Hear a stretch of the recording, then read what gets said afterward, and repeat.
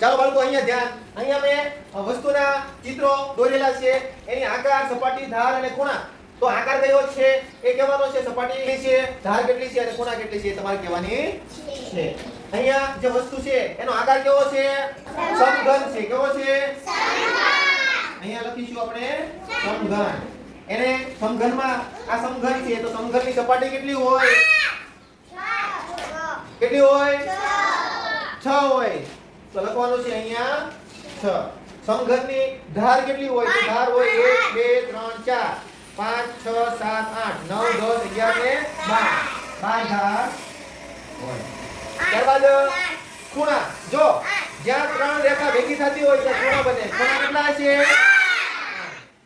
અહીંયા આવશે 8. ત્યારબાદ હું આપેલું છે ગોળાકાર. એટલે કે શું છે? વસ્તુ. વસ્તુ શું છે? દડો. આકાર કેવો છે? આ દડાનો ગોળાકાર. અહીંયા લખીશું ગોળાકાર. તો આ ગોળાકાર જે છે એમાં સપાટી કેટલી છે? એક સાચી સપાટી. આજની સપાટી એક છે. એમાં ધાર કેટલી છે? 0. અને ખૂણા કેટલા છે? 0. અહીંયા ચિત્ર શાનું છે? બોટલ.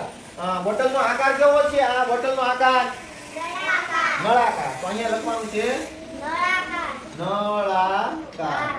તો આ નળાકાર જે છે એમાં સપાટી કેટલી છે? 3. Very good.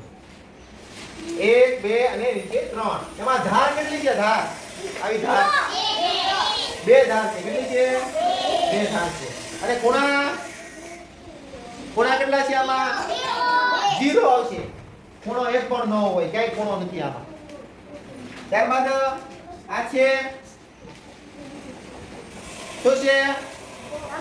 લંબઘન. Very good. અહીંયા લખીશું લંબઘન. લંબઘનમાં સપાટી કેટલી?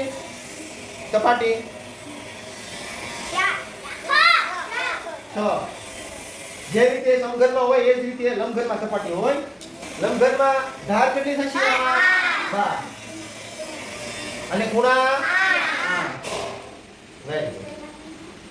હવે છેલ્લું છે આ ચિત્ર શાનું છે? કોણ.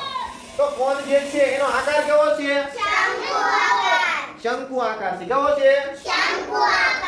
અહીંયા લખીશું શંકુ. તો આ શંકુ આકાર જે છે એની સપાટી કેટલી છે? આ આખી 1 અને આ 2. અહીંયા લખવાના છે 2. આમાં ધાર કેટલી છે? 1. અહીંયા 1. અને ખૂણા કેટલા છે આમાં? આ એક જ ખૂણો છે એટલે અહીંયા લખીશું 1.